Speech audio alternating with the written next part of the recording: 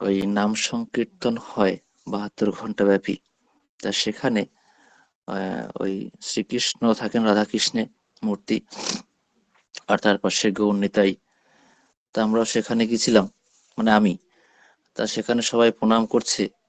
এখন তো প্রণামটা সেই চৈত্র মাসের ডিসকাউন্টের মতন শর্টকাট হয়ে গেছে। আমাদের সময় তাও কপাল থেকে বুক পর্যন্ত আসতো, এখন সেটা কমতে কমতে মানে নাক থেকে গলা। তাও দেখি এখন বর্তমান সমাজে আধুনিক ছেলেমেয়েরা স্মার্টফোনটাকে হাতে রাখে বেশি, আর প্রণামটা হয় থুতনির তলা থেকে গলার নিচ পর্যন্ত, মানে 3 ইঞ্চি প্রণাম। যাই হোক, তার সবাই প্রণাম করছে, আমিও স্বর হয়ে যাওয়ার পর ওই গর্ভে আমরা যেরকম সৎসঙ্গীরা প্রণামে অভ্যস্ত, প্রণাম করতে দেখি এক ভদ্রলোক পাশে এসে দাঁড়িয়েছেন। আমি ওনাকে সাইড দিয়ে আরো পাশে গিয়ে প্রণাম করলাম। তা প্রণাম হয়ে যাওয়ার পর ওই ঠাকুরটা একটু উপরে বসানো হয়েছিল ক্লাব ঘরের ভিতরে, তো ওখান থেকে নিচে নেমে আসছি। এক ভদ্রলোক এসে বলছেন, দাদা জয়গুরু। আর আমরা তো এই ডাক্তার সম্পর্কে সর্বক্ষণ পরিচিত। আমিও 2 হাত জোড় করে বললাম, দাদা জয়গুরু। অনেকটা আলাপ হলো। লোকটি বলছেন যে আমি এখানে গতকাল রাতে এসেছি, তা অনেক কাজ মনটা উসখুস করছিল, কোনো এক গুরু ভাইয়ের সঙ্গে যদি দেখা হয়। এখন আপনি বুঝতে পারলেন? বলে হ্যাঁ, ওই যে প্রণাম করাটা দেখে। তা সেটাই মানে বলতে যাচ্ছি যে আমরা সৎসঙ্গে যে আমাদের কিছুগুলো চিহ্নগুলো থাকে, আমরা পরিবর্তন কিন্তু অনেকটা হয়েছি। মানে দীক্ষা নেওয়ার প্রাক মুহূর্ত থেকে আজ পর্যন্ত চিন্তা করলে দেখতে পাবো কতটা কি পরিবর্তন। আগে ভাবতাম ওই আপনি বাঁচলেই বাপের নাম, নিজে বাঁচলেই সব ঠিকঠাক হয়ে যায়। পরম পিতার চরণ প্রান্তে এসে আমাদের ধারণাটা ভুল হলো। সত্যানুসরণ গ্রন্থে পড়লাম, অপরের মঙ্গল কামনাই নিজে মঙ্গলের প্রসূতি। পাল্টে গেল ভাবনা ধারাটা। 360 ডিগ্রি পুরো চেঞ্জ হয়ে গেলাম সবাই, আমরা সকলে। আমরা সময়ানুবর্তিতা, নিয়মানুবর্তিতা জানতে পেরেছি। নির্দিষ্ট সময় একটা প্রার্থনা হয় সকাল বিকেল, সে সম্পর্কে আমরা অবগত আছি। তার জন্য আমরা সময়, ডিসিপ্লিন, নিয়ম কানুন, দায়িত্ব, সেগুলো আমরা জানতে শিখেছি। সে প্রার্থনা যেখানেই করি না কেন, ঠাকুরই তো বলেছেন, যেথায় থাকি শোষ না বেহুশ, করতে সন্ধ্যা প্রার্থনা, হবি তাতে কর্ম নিপুণ, শক্তি পাবে প্রার্থনা। যাই হোক, তা ঠাকুর ধরে আমরা অনেক পরিবর্তন হয়েছি। একটা জায়গায় ধৈর্য সহকারে বসতে আমরা শিখেছি। তাহলে এগুলি হয়তো সদ্গুরুর সৎ দীক্ষা নেওয়া সার্থকতা। যাই হোক, সেই অরুণ প্রধানদা আস্তে আস্তে আমার বাড়ি পর্যন্ত এলেন। তা বাড়িতে পরম পিতার অপারদয় উপজনা কেন্দ্র আছে। তিনি পরদিন সকালবেলাও ওই ভোরের প্রার্থনায় বলছে, দাদা আপনারা কি হয়? আপনি একদম চলে আসবেন, আমার প্রার্থনার আগেই সবকিছু হয়ে যায় এখানে। যাই হোক, সে এসেছিল। তারপর উনি ওনার বাড়িতে একটা ফোন নাম্বারটা নিয়ে যাওয়ার পর আমাকে প্রায় 2 সপ্তাহ পর ফোন করলেন, তার বাড়িতে সৎসঙ্গ আছে। এই ডিসেম্বরের মাঝামাঝি সময়, প্রায় যাওয়ার সময় না, 16ই কি 17ই ডিসেম্বর। তা আমি গেছিলাম। তা ওনার যে ছোট ভাই, সেও দাঁড়িয়ে ছিল। তার ট্রেন থেকে নামলাম। তা উনি আমাকে বাইকের মধ্যে বসতে বললেন। আমি বসলাম। আমি ভদ্রলোককে জিজ্ঞাসা করলাম, দাদা আজকে যে আপনার বাড়িতে সৎসঙ্গটা আছে, কি উপলক্ষে সৎসঙ্গ? তা উনি কিছু বলছে না। আমি ভাবলাম হয়তো বাইকের আওয়াজে হেলমেট পরা শুনতে পাচ্ছে না। আমি লুকিং গ্লাস থেকে দেখলাম ভদ্রলোক কাঁদছে। তা আমি ভাবলাম আমি ওনাকে কোনো মানে খারাপ কথা বললাম বা ব্যথা দিয়ে ফেললাম। আমি তো জিজ্ঞেস করলাম যে আজকে বাড়িতে কি উপলক্ষে সৎসঙ্গ। তা উনি কাঁদছে। যাই হোক, 5 মিনিটও লাগলো না, চলে এলাম মানে একদম বাড়ির কাছে। 4:46 দিয়ে তখন প্রার্থনা, ডিসেম্বর মাসে। 4:41 হয়ে গেছে প্রায়। তো উনি হেলমেটটা খুলে কাঁদতে কাঁদতে মোবাইল থেকে ছবিটা বার করছে। আমি দেখতেই বলছি, দাদা মেয়েটাকে তুমি চিনি? তা যাই হোক, মেয়েটাকে চিনি মানে ওই ডিপি ওয়ার্কসের যে গ্রুপে ছবি দেওয়া হতো। তখন হাউমাউ করে কাঁদতে কাঁদতে বলছে, এটা আমার ছোট মেয়ে। আজ থেকে ঠিক 45 দিন আগে প্রত্যেক দিনের মতনই সকালে কলেজে বেরিয়েছিল। ভাবলাম সন্ধ্যের সময় ফিরে আসবে, আসছে না। ভাবছি হয়তো কোনো অফলাইন সৎসঙ্গে গেছে, না ডিপির কাজে গেছে। মেয়েটা খুব সুন্দর গান করে, হয়তো কোনো মন্দিরে গান শেখাতে গেছে। আসছে না, বন্ধু বান্ধবের বাড়িতে চারদিক খোঁজ খোঁজ খোঁজ। এই কথাটা হয়তো আপনারাও জেনে থাকবেন, অনেকে জানে। তারপর বিধাননগর থানা থেকে খোঁজ গেছে রেল লাইনের একটু দূরে স্টেশনের, তার নিথর দেহটা পড়ে আছে। মেয়েটা 21 বছর বয়স। যাই হোক, তাই মতো অবস্থায় তারা সেরকম কাজবাজ করে পুলিশ প্রশাসন সব জানিয়েছে, ঠাকুর বাড়িতেও খবর গেছে। সুরাহা কিছু পাওয়া যায়নি। মানে পুলিশরা পর্যন্ত অবাক হয়ে গেছে, সিসি ক্যামেরাটা একটা সময় পর আর দেখা যাচ্ছে না। ট্রেনটা, লোকাল ট্রেনটা থামলো, মেয়েটি পড়ছে নাকি ওখানে দাঁড়িয়ে আছে তার আগে একটা মালগাড়ি চলে এলো। তা মেয়েটার কোথাও আঘাতের চিহ্ন নেই। এবার বিভিন্ন মানুষ বিভিন্ন সন্দেহ করছে ট্রেনের মধ্যে কি খুন করে তাকে ফেলে দেওয়া হলো। ঠাকুরবাড়ি থেকে বলার পর আচার্যদেব বলেছেন, যে জিনিস চিন্তা করে কোনো সুরাহা মেলে না সেটা না হয় ভালো। ৪৫ দিন পর বাড়িতে একটা সৎসঙ্গ করতে এবং তারপর গয়া গিয়ে পিণ্ডদান করে আসতে। তা তারা তাই করেছেন। ৪৫ দিনের মাথায় সৎসঙ্গটা করছেন। তা আমি ভদ্রলোককে বললাম, আচার্যদেব বা ঠাকুরবাড়ি থেকে সহজে ওই গয়াতে পিণ্ডদানের কথা বলে না। তা বলেছে মানে নিশ্চয়ই কোনো কারণ আছে। যাই হোক, তো মেয়েটির বাবা সব গানের ভিডিও গুলো, মেয়েটার যে বিভিন্ন জায়গায় প্রেজেন্টেশন সেগুলো দেখাচ্ছে। ইতিমধ্যে ৪:৪৫ হয়ে গেল। চলে গেলাম সৎসঙ্গের জায়গায়। যে যথারীতি সৎসঙ্গ শুরু হলো। যখন আমাকে ঋত্বিক দাদা প্রশ্ন করতে বললেন, আমি ঋত্বিক দাদাকে জিজ্ঞেস করলাম মেয়েটির নাম কি ছিল। তা ঋত্বিক দাদা বলছেন, আমি তো এসে শুনলাম সম্প্রীতি প্রধান। আমি বললাম, সম্প্রীতি নামের মানে তো যার সাথে সমান প্রীতি ভাবে রাখে, বন্ধুত্বপূর্ণ ব্যবহার। হয়তো নামের সাথে কি তাৎপর্য জানা নেই। জিজ্ঞেস করলাম, এই নামটা কি ঠাকুরবাড়ি থেকে দেওয়া হয়েছে? একটি মা বলেন, হ্যাঁ হ্যাঁ, ওনার মেয়ের নামটা ঠাকুরবাড়িতে থেকেই দেওয়া আছে। তা মাইক ছিল। তা আমিও এই জিনিসটা জিজ্ঞাসা করতে করতে নিচ থেকে মেয়েটির বাবা, আমি নামটা ভুলে গেলাম, মানে অরুণদার ভাই আর কি, তিনি উঠে এসে বলছেন, সুব্রদা, এই নামটা ঠাকুরবাড়ি থেকে দেয়নি। আসলে ও তোমার শ্বশুর বাড়িতে ছিল, ও দিদা স্কুলে ভর্তি করেছে, তখন নামটা দেওয়া হয়েছে সম্প্রীতি প্রধান। ওর নামটা আচার্যদেব মানে সিসি দাদা ২১ বছর আগে দিয়েছিল মৃদুলা। আমি থমকে গেলাম। ঋত্বিক দাদাকে বললাম, দাদা, ওই ফতেপুর মন্দিরে ঋত্বিক দাদা ছিলেন, আমাদের পরেশনাথ রায় এসপিআর।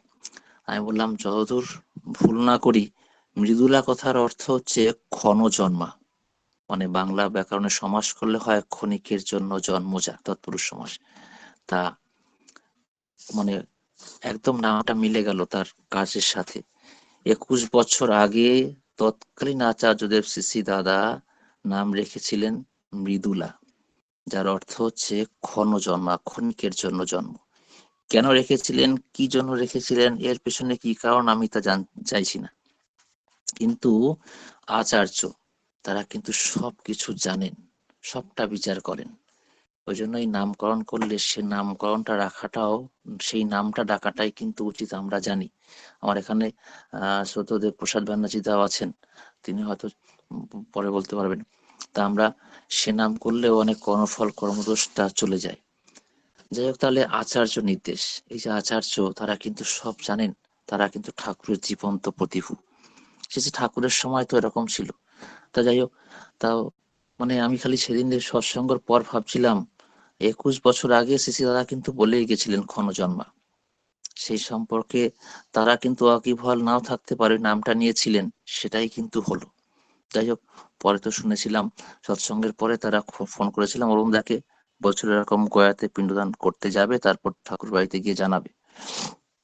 যাই হোক, সে যে ঠাকুরের সময় তো কিন্তু এরকম ছিল, অনেক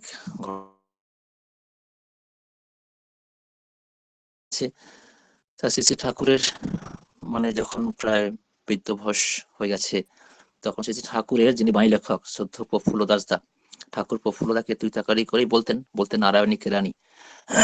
তা প্রফুল্লদাকে একবার বলছেন, এরে প্রফুল্ল, তোরা আর পরজন্মে আর মনুষ্য জন্ম নাই।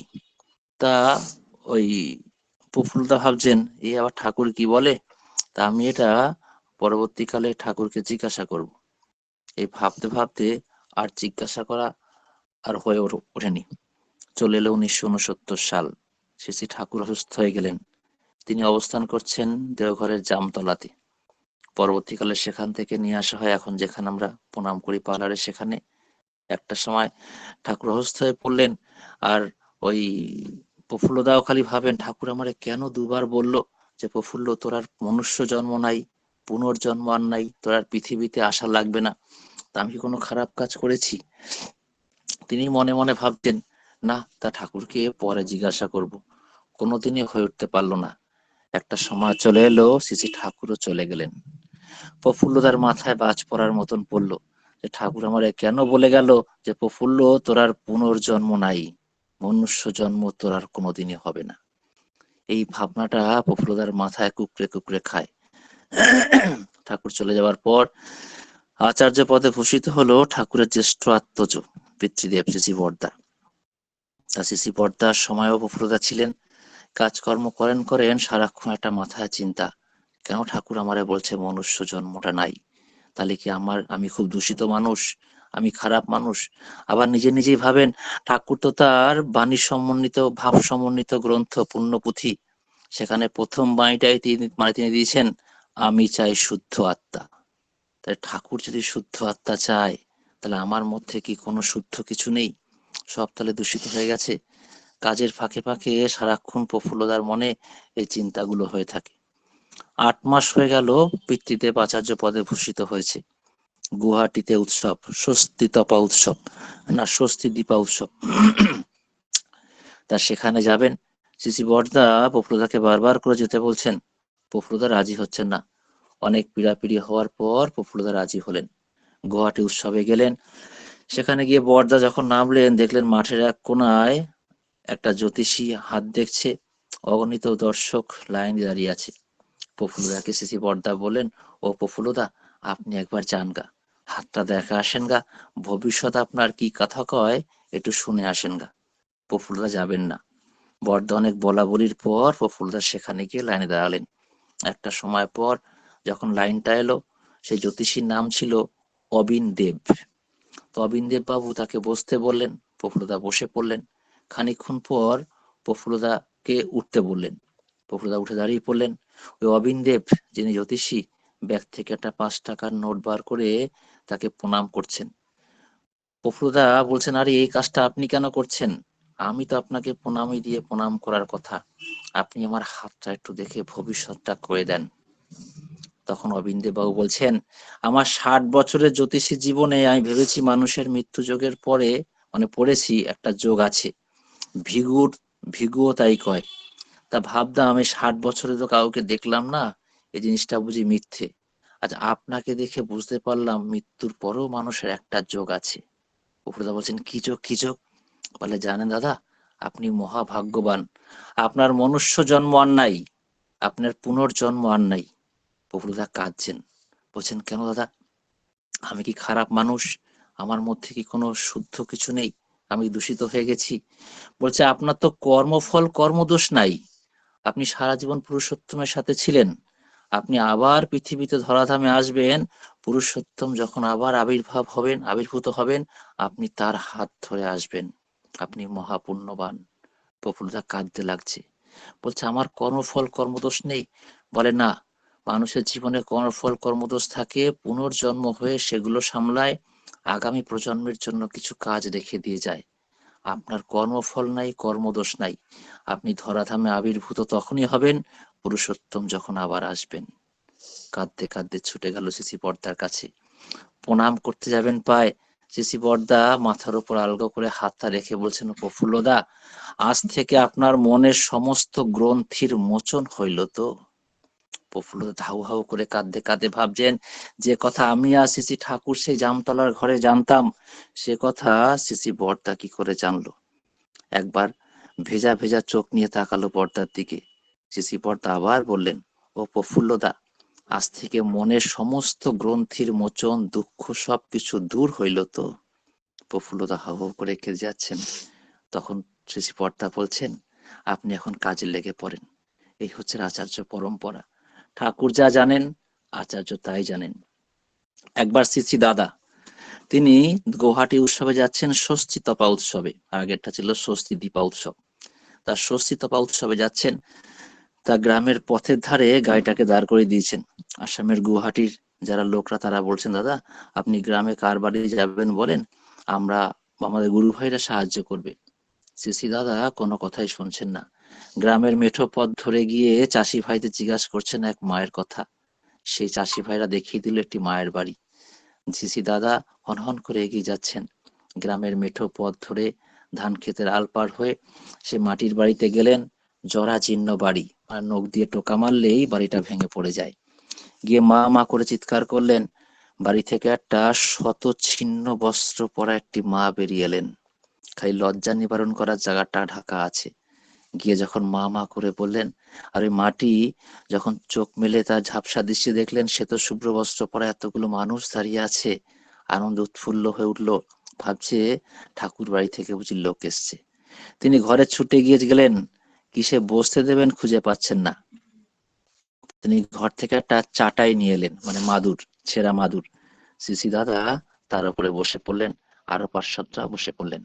অনেকক্ষণ গল্প হওয়ার পর সিসি দাদা বলছেন, মা, অনেক দিনের শখ ছিল আপনার বাড়ির পান গাছের পাতায় আপনি নিজের হাতে আমাকে একটা পান সেজে দেবেন, আমি পানটা খাবো। ওই মাটি চলে গেল, গাছ থেকে পান পাতা ছিঁড়ে ভালো করে কলে ধুয়ে এসে জল দিয়ে ধুয়ে একটা পান সেজে আনলো এবং আরো 3টে পান সেজে দিল পরবর্তীকালে খাওয়ার জন্য। সিসি দাদা মনের আনন্দে চিবিয়ে চিবিয়ে খেতে লাগলো। অনেকটা কথা বলার পর জয়গুরু জানিয়ে সেদিনের মতন বিদায় নিল। ষষ্ঠী তপা উৎসব ধুমধাম সহযোগে হলো 3 দিন ব্যাপী। সিসি দাদা তার পার্শ্বদরা উৎসব শেষে চলে এলেন সিদাম দেওঘরে। আসার পর থেকে প্রতিটা দিন সিসি দাদা পার্শ্বদের কাছে খোঁজ নিতে বলেন, সকালে ওই মাটি কেমন আছে। প্রত্যেক দিনই খবর আসে, ভালো আছে। প্রায় 1.5 মাস অতিক্রান্ত।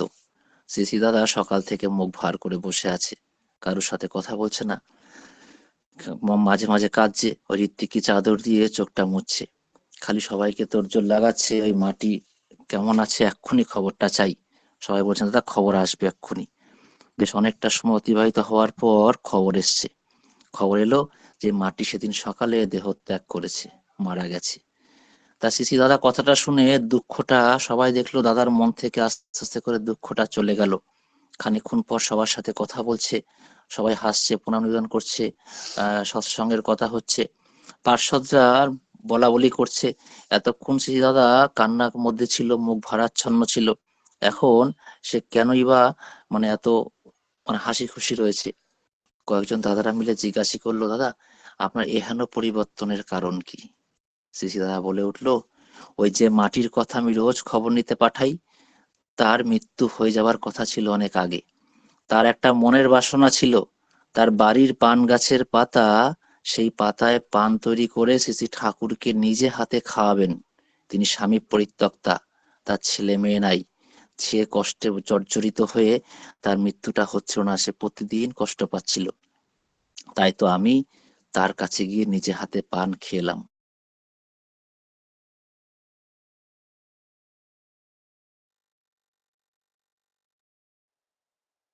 আজকে সেই মাটি ঠাকুরের চরণ প্রান্তে স্থান পেল। শ্রী শ্রী দাদা নিজে গিয়ে সেই পানটা তার হাত থেকে চেয়ে নিল, আর সেই পান খাওয়ার মধ্যে দিয়েও সে মাটি প্রিয় পরমের চরণ প্রান্তে স্থান নিল। এ হচ্ছে আচার্যদেব। তাই আচার্য নির্দেশটাও কিন্তু আমাদের পালন করা লাগে। সময় প্রায় অতিক্রান্ত, 1 মিনিট বাকি আছে। আমরাও জানি 2023 সালের 10ই ডিসেম্বর বর্তমান আচার্যদেবের কাছে একটি দাদা কালো রঙের জ্যাকেট পরে গিয়েছে। বর্তমান আচার্য দেখিয়ে বলছেন, দাদা এটা রতনদার জ্যাকেট না? ওই মানুষটি হকচকিয়ে গেল, হ্যাঁ ওনার ছিল, উনি তো আমায় দিয়েছে। আচার্যদেব বলছেন, আজ থেকে ঠিক 10 বছর আগে 2013 সালে উনি দেহত্যাগ করেছেন। ও জ্যাকেটটা কেনার পর আমার কাছে নিয়ে এসেছিল। পার্শ্বদরা চুপ হয়ে আছেন। 10টা বছর আগে কোনো এক ঋত্বিক দাদা জ্যাকেটটা দেখিয়েছে, 2023 সালের 10ই ডিসেম্বর সেটা পড়েছে বলে বর্তমান আচার্যদেব চিনতে পেরে। সারাদিন যা লক্ষ লক্ষ মানুষের আনাগোনা নিবেদন শুনে, কত রাষ্ট্রনেতারা আসেন, মন্ত্রীরা তাদের সঙ্গে কথা বলেন, এত কিছুর মধ্যেও তিনি কিন্তু সব জানেন। তাহলে আমরাও মনে মনে ভাবতে হবে যে ঠাকুরকে যা নিবেদন করব আচার্যের মধ্য থেকে পাই। তাই আচার্য নির্দেশ পরিপালন করা আমাদের প্রধান কাজ। আচার্যকে খুশি করতে পারলে আমার ঠাকুর খুশি হবে, আর ঠাকুরকে খুশি করতে পারলে তার আশীর্বাদ আমাদের উপর বর্ষিত হবে, আর তার আশীর্বাদ আমাদের উপর বর্ষিত হলে আমাদের সদ্গুরুর সদ্দীক্ষা নেওয়া সার্থক ঘটবে। তাই আসুন আমরা সেই প্রিয় পরমকে নিয়ে চলি, তার দেখানো পঞ্চনীতি, অনুশাসনবাদ, তার সাথে খাদ্যাভ্যাস এবং চাল চলন, তাহলে আমাদের সার্থকতা। ওই একের পিছনে শূন্য দিলে 10 হয়, 10-এর পরে 100, 100-এর পর 1000, 10,000, 1 লক্ষ। কিন্তু একটাকে সরিয়ে দিলে শূন্যগুলো টলমলো টলমলো করবে। তাই এককে সঙ্গে রেখে, এককে পাথেয় করে আমরা তাকে নিয়ে চলবো।